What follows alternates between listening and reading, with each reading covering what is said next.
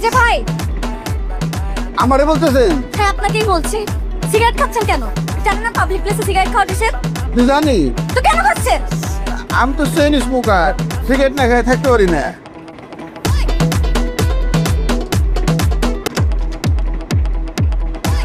কে madam?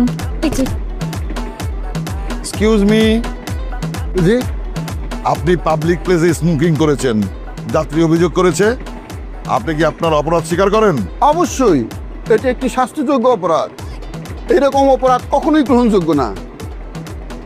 আপনাকে 1000 টাকা জরিমানা করা হলো। 1000 টাকা। মাত্র 1000 টাকা?